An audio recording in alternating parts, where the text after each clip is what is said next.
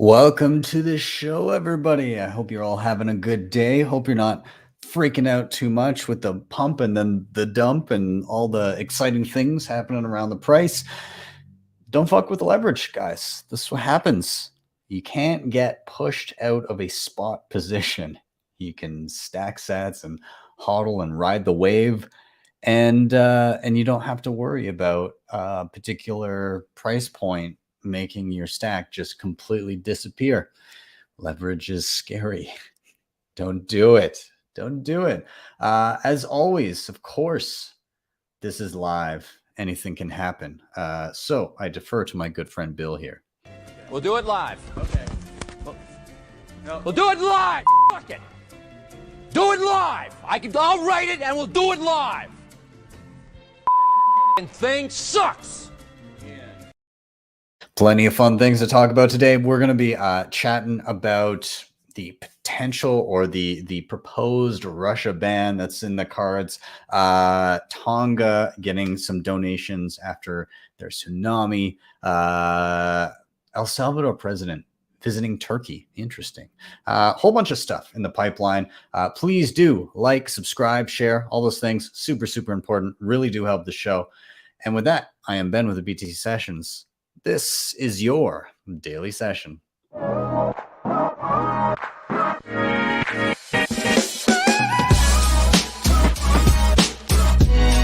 HODL the Bitcoin.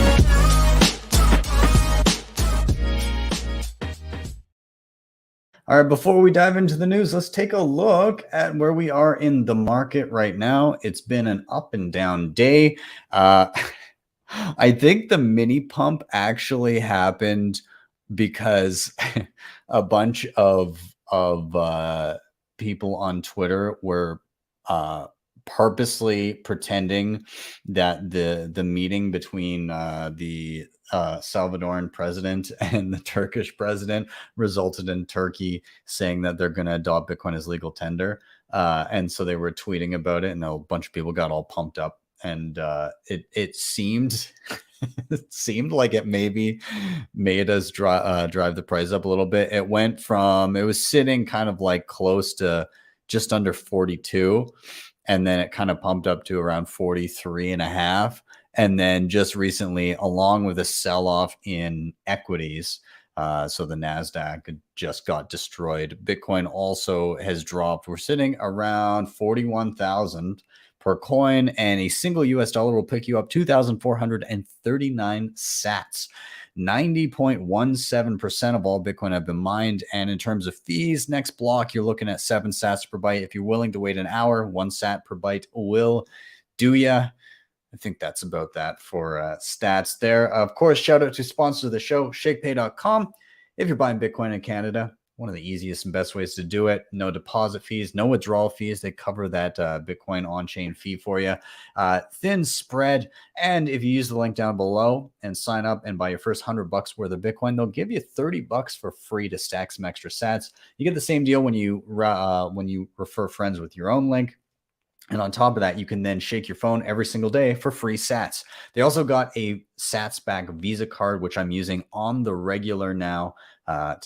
Just so many ways to stack sats. So be sure to check out Shakepay down below. LEDN.io. You can use your Bitcoin for a variety of different things. For me, it has been primarily a way to get my hands on dollars when I'm in a pinch and I need them, but I don't want to sell my Bitcoin because, taxable events, buying back in at a higher price, all that kind of stuff. Very easy to deposit Bitcoin, get a loan to your bank account within 24 hours. When you pay back that loan, you get back the same number of sats. They also have Bitcoin and USDC savings accounts to earn a little bit of interest on that. And they have a B2X offering. If you're feeling mega bullish, you can check them out. Links are in the show notes down below. I live on Bitcoin. Bitrefill helps a ton with this. You can buy all kinds of gift cards in a ton of different countries with Bitcoin on-chain and Lightning. And you earn sats back as you shop. And they also have a referral program to earn you some extra sats. If you see fit, check them out down below. You guys know Keystone, one of my favorite and most used hardware wallets. I love it. It is 100% air gap, meaning you don't plug it into anything internet connected. Everything is done offline via QR code, and this keeps the keys to your money safe and away from internet connections. It works with all my favorite wallets: Blue Wallet, Wasabi Wallet, Spectre, Sparrow, all the good ones. It's awesome and multi-sig. Check it out. Links are down below. I also have some tutorials on that if you want to learn how to actually use the thing too. And finally, if you're backing up any important Bitcoin wallet, BillFodl over at privacypros.io. Get it in solid steel, guys. Paper isn't going to cut it. You know, water damage, fire damage. I've heard horror stories of people discarding their backups because it's just a slip of paper lying around. Protect yourself from all those worries. Get some peace of mind. This is how I back up all my stuff. With that, let's get into the news here. Let's talk about Russia. A lot of the headlines here have been saying Russia, the country and the government, proposes a ban on the use and mining of cryptocurrencies. That's not exactly the case here. This is coming from the Russian central bank, which what entity would have any more incentive to ban the use of Bitcoin than a central bank that wants to hold on to its control and power. So I'm going to read a little bit from this Reuters article here. I've got to say, the authors, I believe there's two of them. Yeah, Elena and Alexander. They seem a tad biased in it. They come off as just they've just kind of read whatever the mainstream FUD around Bitcoin is, and they've just kind of gone with that, not questioned it. But anyways, let's read a little bit here. Russia's central bank on Thursday proposed banning the use of and mining of cryptocurrencies on Russian territory, citing threats to financial stability, citizens' well-being, and its monetary policy sovereignty. Should we comment on? Let's comment on that. Yeah. I mean, financial threats to financial stability. So they're saying that a fixed supply currency could threaten the stability of their own currency. That sounds like a you problem, not a Bitcoin problem. Citizens' well-being. I mean, yeah, you don't want people gambling, right? You don't want people going in. I mean, people can do whatever the hell they want, but like in the interest of people not losing their net worth, you probably want to discourage in some way people trading on leverage and stuff like that as a normal action. So, okay. And protecting its monetary policy sovereignty. Last time I checked, Bitcoin existing doesn't prevent anyone from deciding what their own monetary policy of a particular currency is. It just presents an alternative if you do a bad job. Anyways, let's move on. The move is the latest in a global cryptocurrency crackdown as governments from Asia to the United States worry that privately operated and highly volatile digital currencies could undermine their control of financial and monetary systems.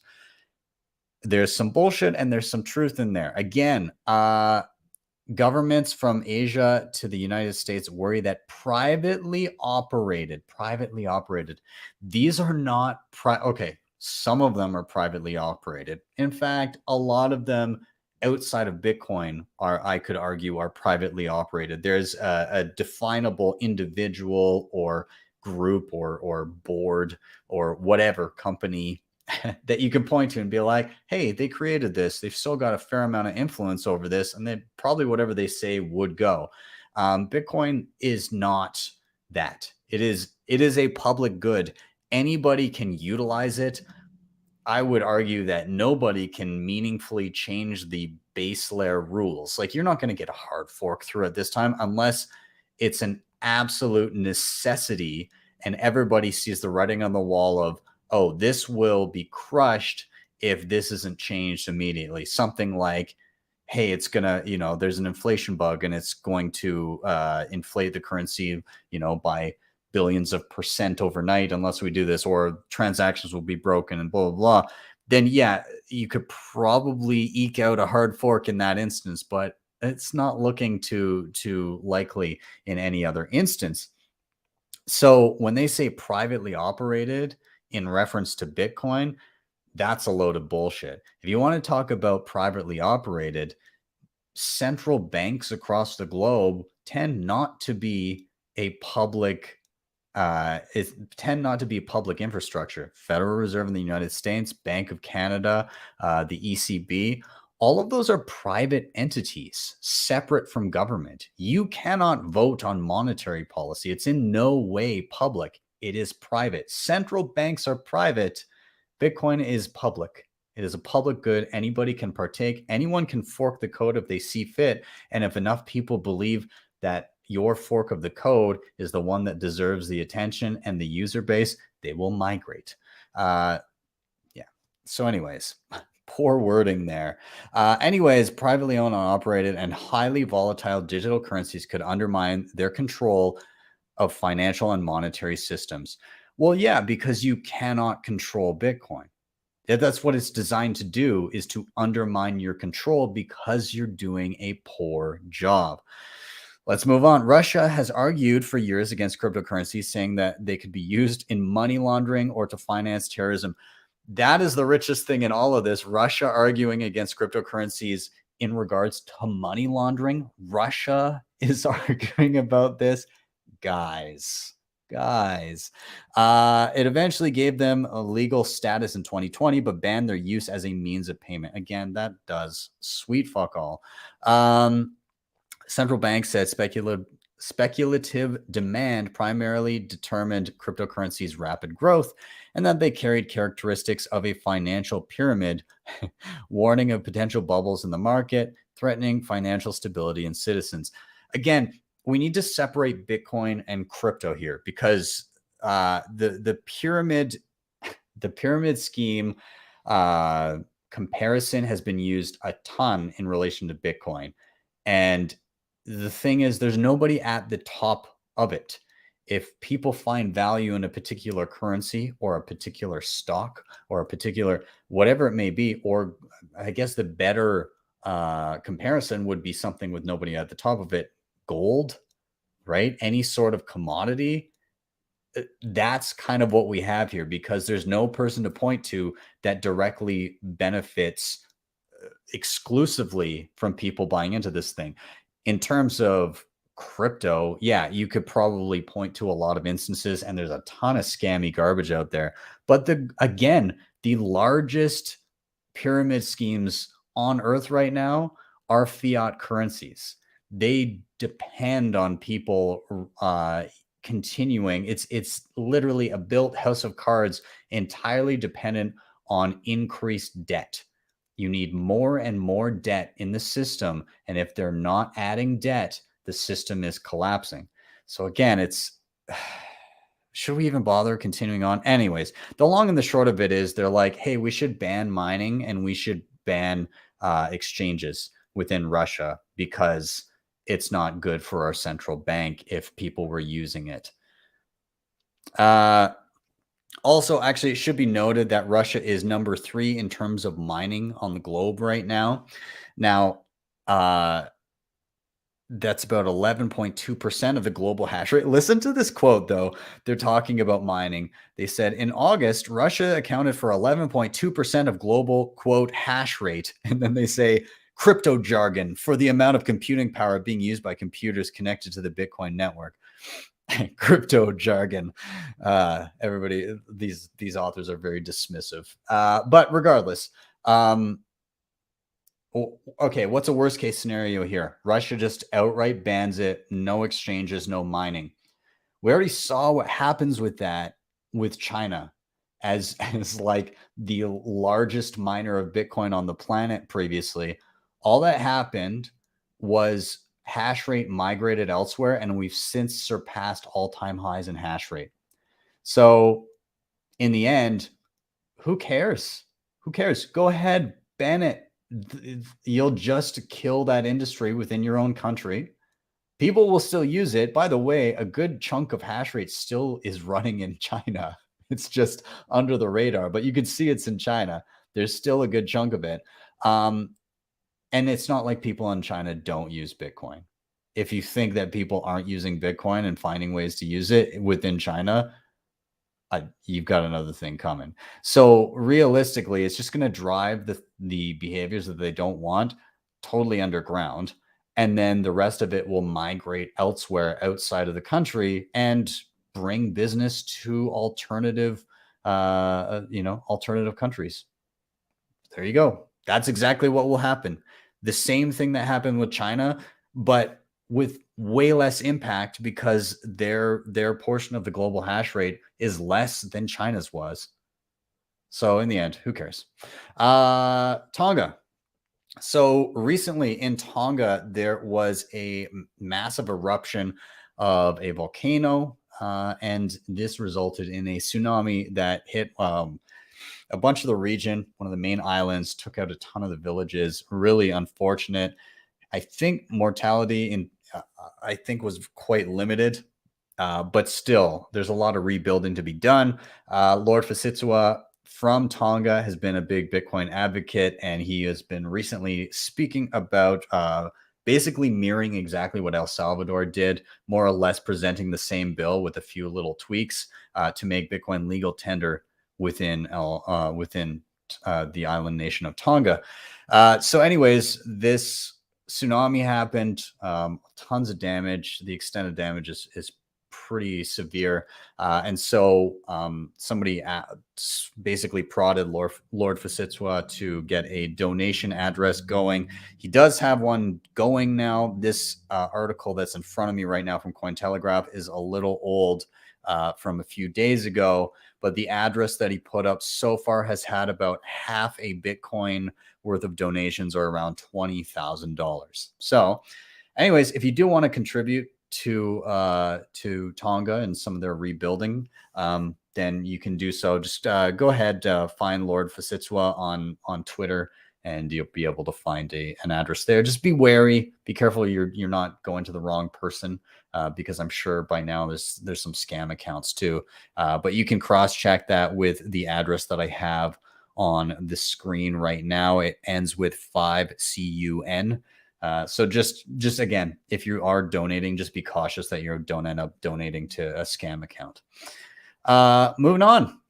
We already kind of briefly touched on this in the intro, but El Salvador, the president Nayib Bukele is in Turkey currently. He had some visits, including with the president there, Erdogan. I'm not even sure how to say his name. I think Erdogan. Anyways, so this visit was primarily not like, there was no Bitcoin agenda set up for this. But basically, I'll read a little bit here from Reuters as well. Salvadoran President Nayib Bukele will travel, and this is from a couple days ago, will travel to Turkey this week to meet Turkish counterpart Tayyip Erdogan in a bid to boost mutual cooperation and investment in the Central American country, the government said on Tuesday.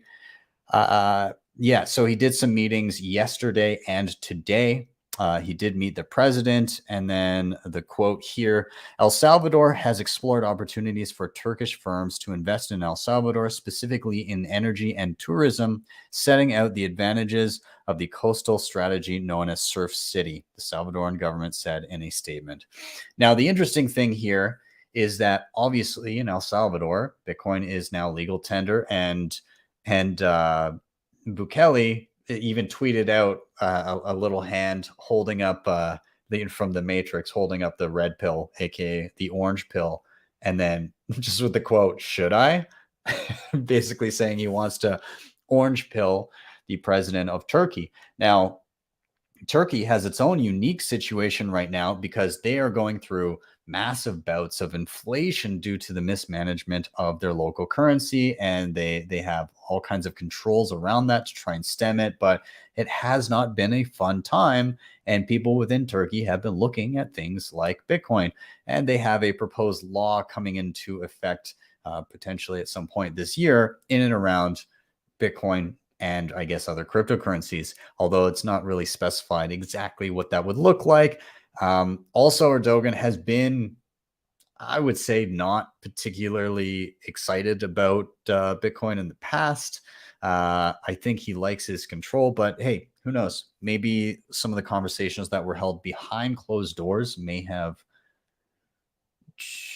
planted some seeds there. I guess we'll see. I'm not super confident that this would make much of a change, but again, I was saying at the beginning of the show, a bunch of Twitter plebs were bullshitting and changing their avatars and pretending that they were like Bloomberg, that Turkey was now going to make Bitcoin legal tender. That is not the case. If you see that, obviously it's bullshit. I did find it funny. It takes 2 seconds to look at that headline and be like, who said this? And actually check the handle. So, you know, don't get conned by people making jokes. Regardless, you know, these conversations could take time, and I think it takes a lot of touch points for people to actually see the value here. And maybe this is just the first of many. And speaking of Bukele, Moody's. Okay, so Moody's is a ratings agency that rates debt, the likelihood that somebody will repay their debt. Moody's also famously was featured in The Big Short. If you have seen that movie, they were basically rating all of these bonds, these mortgage-backed bonds during just prior to the financial crisis of 2008 with a AAA rating when they were clearly dog shit, when they were filled with loans that would never ever be repaid, with people with basically no job, no income, nothing like this, but they would rate them AAA because all of this shit was just piled together, and if you got enough of them all in one place, they would consider it diversified, well diversified, and thus safe, which was just total trash. And so basically it got built up to a point where all of these loans started failing, and they kept on rating them as AAA in the meantime, as banks were getting basically insurance on all of this stuff in the background. So they kind of had to wait until shit hit the fan to even change the ratings of this stuff. But they were more or less, they were doing it because they were like, well, if we don't do it, they're going to go down the street to the next guy and get them to rate the bonds. So we have to give them a AAA rating. Otherwise, we'll lose business. So pretty much, we want money, so we're going to lie about how sound these investments are. So Moody's has now downgraded El Salvador's sovereign debt due to Bitcoin trades. So they downgraded El Salvador from, I'm not even sure what they were rated. They didn't have a great credit rating in the first place, but they downgraded them specifically now because they own Bitcoin. And then Nayib Bukele retweeted this and said, breaking, El Salvador doesn't give a fuck.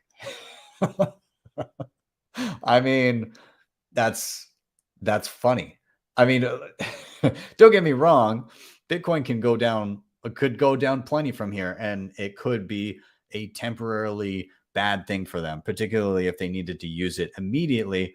But at the same time, it's super funny to see a head of state basically telling the IMF and Moody's and anybody under the sun that has anything to say about them to more or less go fuck themselves. I think that's super entertaining. So we'll see how it pans out. But yeah, you know, people aren't going to need the IMF anymore. I'm very interested to see how the bond offering from El Salvador goes, because again, if they're able to raise $1 billion with this offering, then that really cuts out the need for the IMF, right? If you can basically crowdfund stuff like this. So we shall see. We shall see. Let's move on. Intel. They are jumping into the ASIC chip manufacturing realm. So they are looking to present the Bonanza Mine, which is an ultra-low energy efficient Bitcoin mining ASIC, at an upcoming ISSCC conference on February 23rd. Now, they also just announced that they just closed a sale for its upcoming mining chip. So it says here in a Bitcoin Magazine article, market leader in the computer chip manufacturing, Intel has already secured at least one buyer for its upcoming Bitcoin mining chips, according to a registration statement filed last month with the SEC. The deal was first reported by Fox Business and provides Bitcoin miner Grid with fixed price Bitcoin mining ASICs hardware by Intel for orders placed before May 2023 as the world's biggest chip maker tiptoes into the industry. Intel and Grid agreed on the purchase last September, but the disclosure was only made public a few months later through the filing. Quote, on September 8th, 2021, Grid entered to a supply agreement pursuant to which Grid may purchase Intel's designed ASICs. The Intel supply agreement is for an initial 4-year term and will automatically renew thereafter for 1-year period unless either party provides at least 90 days notice prior to the end of the initial term. The agreement also provisions that, subject to unspecified conditions, Grid will be entitled to purchase at least 1/4 of all qualified Intel designed ASICs through approximately May 2025. So this is interesting. More chip manufacturers is better, right? Because you don't want just a few chip manufacturers sitting on the sidelines and supply issues playing into it, which we've seen plenty in the last year, and it becomes a centralization issue. The more people that are getting their feet wet building Bitcoin ASICs, the more kind of decentralized that creation of ASICs becomes. So Intel jumping in, fantastic. Let them. Let's move on. Bitmex is buying a bank. Leading cryptocurrency trading platform Bitmex has taken steps to acquire the German bank Bankhaus von der Heid. The company said Tuesday in a statement sent to Bitcoin Magazine. A purchase agreement has already been signed, but is still awaiting the green light of German regulators. Quote, Bitmex Group is pursuing the ambitious goal of establishing a one-stop shop for regulated crypto products in Germany, Austria, and Switzerland, and thus becoming a strong player in Europe, in addition to the group's global ambitions. So this is a common play by companies where if they're not already approved within a certain regulatory framework, they'll just buy a company that is, and then they then obtain all those licenses. So that kind of seems like the play here. Bitmex will, well, it's large enough that it can just buy a bank, so it doesn't have to go through all the hurdles itself. It just absorbs all of the abilities that that bank previously had. So, I mean, is this a good thing? I mean, I don't really know how to think of this. It's funny because, again, you see it happen all the time in other industries. Obviously, it was going to happen here if enough capital was sloshing around. And maybe that's just kind of how you basically Trojan horse your way into the existing system and then shake it up from within, while others shake it up from without. We will see. Anyways, Bitmex bought a bank. Google cards to store Bitcoin and crypto. All right, so Google is tiptoeing into Bitcoin and cryptocurrencies as the company's payments division struggles to gain significant market share in the payments industry and touts adding custody capabilities of such assets to its digital cards, according to a report by Bloomberg. Quote, crypto is something we pay a lot of attention to. This from Bill Reddy, Google's president of commerce. He said, as user demand and merchant demand evolves, we'll evolve with it. So apparently they've formed partnerships with Coinbase and BitPay. Oof, good job out the gate, Google.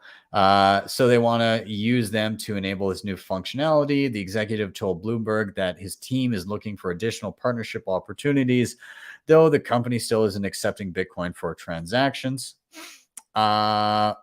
Yeah, it'll allow its customers to hold Bitcoin in their digital cards. I imagine Google Pay, I think is what they're referring to, while spending fiat currency, and an arrangement that doesn't precisely use the peer-to-peer asset as a medium of exchange, but enables users to spend their Bitcoin holdings. So effectively, it kind of sounds like you'll have a card on like your Android Google Pay app or whatever, and that card will be linked to perhaps a Bitcoin balance.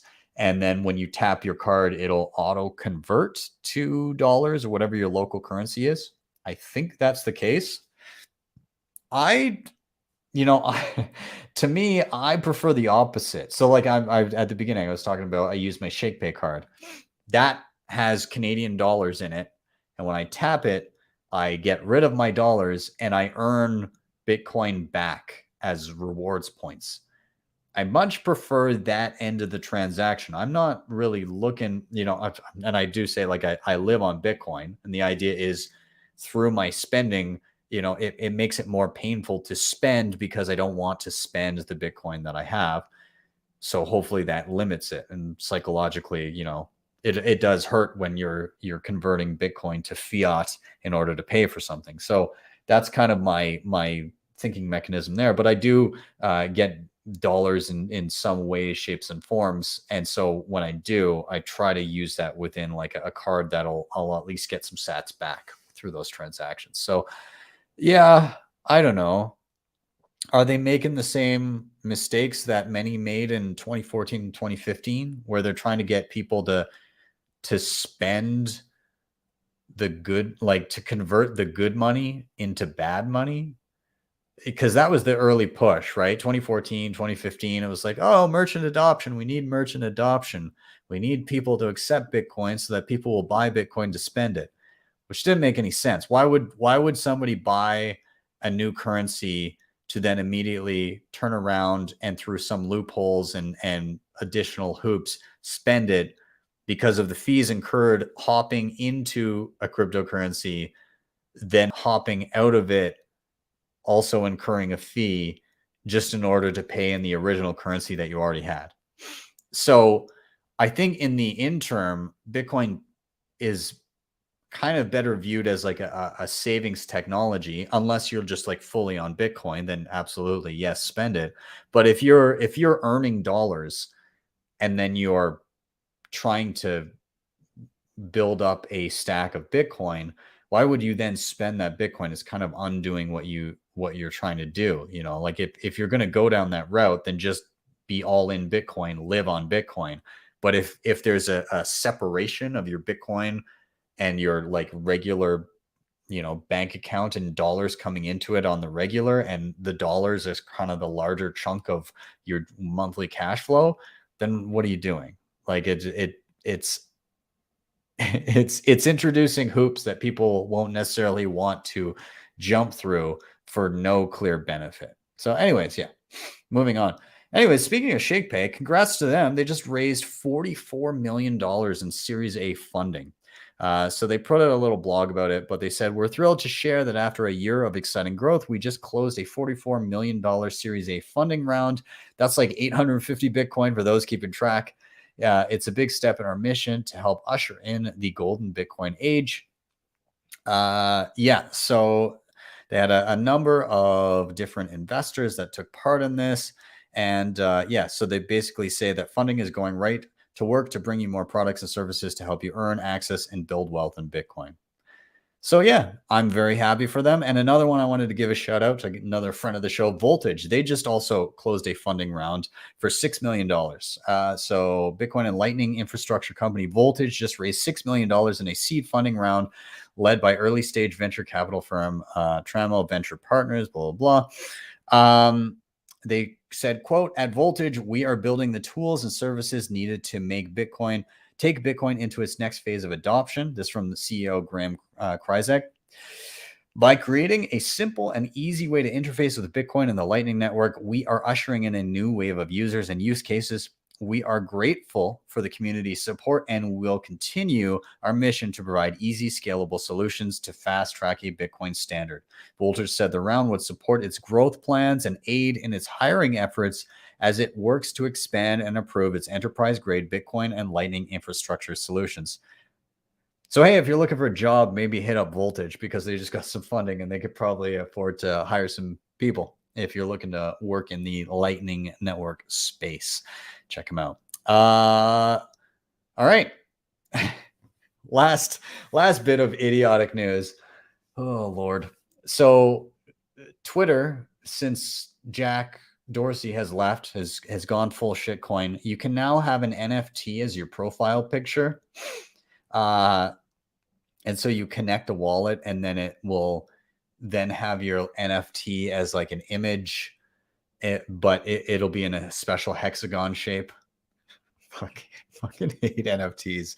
It is so So stupid. Anyways, yeah, so you can have an NFT as your profile picture, which will be in a hexagon shape. Spoiler alert, you can also just make a hexagon shape through something like Canva, which I did. Beat the system, you guys. I beat the system. Feel free to right click my NFT profile picture. Anyways, yeah, so they added NFTs to profile pictures. I don't know. Yeah, NFTs, again, it's a token with a snippet of HTML code that basically points to a URL on the internet where the picture resides. And that link can be broken. Like the image could be taken down on that particular website. You now have a token that points to nothing. So then you it's just kind of like you have a signature, because the image itself is not on the blockchain. It's in no way like actually linked to the token. Like it's not linked in a way that cannot be broken. So you're buying a signature. So just keep that in mind. Also, like the hype around the price of some of these things is fucking insane. Like you've got somebody that basically can create a crappy pixelated image and then make minute kind of, or like automate slight changes to the image, and then produce just like a whole collection of potentially thousands of these very quickly within minutes. And some of these things are selling for more than like Picasso's and other like long dead artists that can never produce another thing. So, I mean, you tell me whether or not that sounds bubblicious, but just to put it in context, in 2017, the ICO bubble, it was very novel at first. People thought, oh, wow, so we can have basically issued currencies or tokens that represent a company and you can buy into them. And the whole idea was, oh, you're buying, it seemed like you were buying part of a company, and it was dependent on what that company did, like the value of what the token would be. They were called utility tokens often, or more often than not. It seemed like you were basically buying part of a company, and it seemed novel until everybody and their grandmother was able to just create their own ICO as it became easier and easier, and platforms were enabling you to do it, and firms would do it for you for on the cheap. And soon the demand just totally dried up, because most of these in no way had any sort of value, right? Like there was no, you didn't actually own part of the company. You owned a token that maybe could be used for a specific purpose, specifically with what that company was offering. But the company could still do very well, but nobody would use the token. And those things would in no way be reflective of each other. Like if a company was still doing incredibly well, but nobody wanted the token, just because a company was doing well, it doesn't matter if there's no demand for the token. So those things were in no way linked, and there was like basically no promise that came with said token. The same is kind of true here. It's a misrepresentation of what you're owning, because people think they're owning one thing. In the case of ICOs, they thought they were kind of owning like a piece of a company or something that would reflect the value of the company. In this case, people think that they're owning a digital item, but it's not in any way actually linked to said digital item. On top of this, everybody and their grandmother is now able to create NFTs. So the market is sure to become saturated, if not already, which I would argue it is already saturated, but these things can go for a while. And so what's likely to happen? Well, it gets to the point where there's no demand anymore. And so what happens then is the bottom drops out of the market. Same thing happened with the ICOs. The difference with the ICOs, though, is that because those tokens for the ICOs were fungible, it was basically like you could then go on a market and be like, I want to sell all of my tokens, and one token from another didn't differ. So it was kind of like a liquid market, as liquid as it could be. Even though the demand was completely drying up, you might be able to get something. But NFTs are different in that they're not fungible. So when you have a bunch of NFTs that you spend a bunch of money on and you realize that the market is dropping out, you don't just market sell your NFTs and say like, hey, here's all my NFTs. They're here and it's on an order book, and somebody's just going to like place an order of, I'd like to buy 10 NFTs indiscriminately and I'll just load it up. No, they have to actually go to you specifically and buy your NFT that you have. And that's an entirely different story. And people are going to find out that liquidity is a big issue in that context. And I think a lot of people are going to get pretty screwed here. Anyways, you can have an NFT as your Twitter profile picture. The end.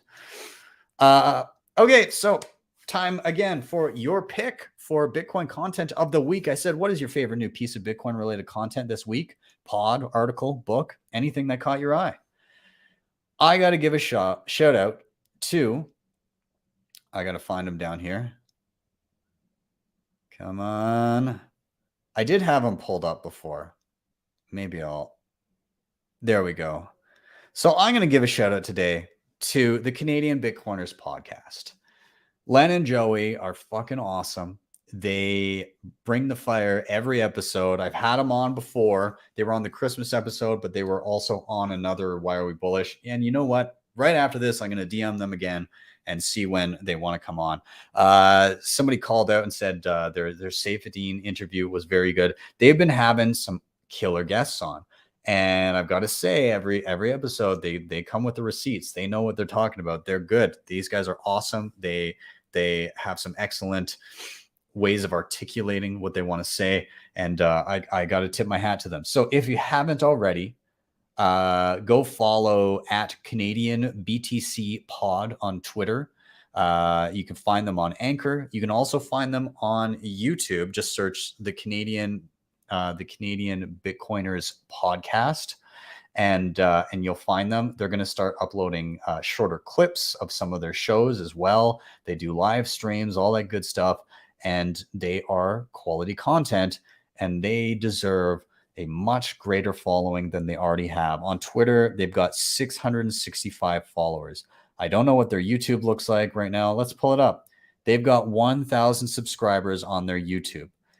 You should go and follow both of those things right this moment, because again, these are quality guys, and they're putting out some good stuff. So go check them out, and thank you for your recommendations to my Twitter question. In terms of what I've been up to this week, Monday I dropped my top 5 Bitcoin desktop wallets of 2022. There's a lot of awesome desktop wallets out there now with just so many different features, so many different things to do. Not all of them have everything that I want and need, and I've got a wish list of some extra things, but I basically go through 5 of these desktop wallets, talk about what they have, what they can offer, how they differ a little bit, some of their unique features, and then at the end I give my little wish list of like, hey, I'd love to see all of these things all in one. Devs get to work. Again, like it's a very ambitious list of an all-in-one, but yeah, if you want to check out some of my favorite desktop wallets for this year, then go find that on my YouTube channel. I also dropped a couple short tutorials. One of them is how to batch Bitcoin transactions using Blue Wallet or using Sparrow Wallet. I do a demo with each of them. Batching transactions is when you send to multiple recipients at once, and it allows you to cut down in fees in high fee environments, so that the way that the transaction is structured, it eats up less space on the Bitcoin blockchain than if you were to do the transaction separately. So I walk you through how to do that with both of those. And then the other one that dropped today, yeah, I think today, was another quick 2-minute session on how to withdraw from any exchange direct to a Lightning wallet using Moon Wallet and Breeze Wallet as examples. And in the example, I withdraw from Shakepay direct to my Lightning wallet. So it shows you how to do it. It does something called a submarine swap in the background, and then you have Bitcoin instantly accessible on the Lightning network, immediately withdrawn from your exchange, and you don't have to jump through the hoops of like, okay, now I have it on a regular wallet. Now I got to jump over to a Lightning wallet and do extra steps. No, withdraw, you're good to go on Lightning. Okay, so you could check that out as well. And then tomorrow, Why Are We Bullish? Come check it out. We got Mario Gibney coming back. Mauricio from LEDN is coming back. I have not yet had Josias Carbon, Coach Carbon coming on, and the Bitcoin Bang, another newcomer to the show. So yeah, it should be a good riff. I'm excited to have a couple returning guests and a couple brand new guests for another Friday rip. So be sure to check that out. We're going live tomorrow at 6 p.m. Eastern time, and come join me. Everybody that's in the chat, thank you very much for being here. I do see your comments coming through. It's just hard to comment on them as I'm doing a news show. Much easier to do it when I've got a panel to pick up to pick up everything. But BitPaint, good to see you. Glad to have you here. Jason, Alexander, Randall, I see you guys. Thank you for being here. And yeah, that's it, guys. I'm going to sign off. If you haven't already, as I always do say, like, subscribe, share, all those things, super, super important to the show. They really, really do help. If you want to help the show in another way, you can hit up the sponsors down below. Shakepay, LEDN, Bitrefill, Keystone, and BillFodl. All of them are down below. And if you really liked what you saw, you can always drop me a Bitcoin tip at my Twitter page. I do have that enabled. No NFTs accepted. Or you can hit up my Strike page. That is strike.me/BTC sessions. You get there, you type in any amount you want, hit the tip button. You'll be greeted with a Lightning invoice, or if you tap to the right, a regular Bitcoin QR code. With that, I am out. Have yourselves a wonderful day or evening, wherever you may be. And I'll see you guys hopefully tomorrow for your daily session.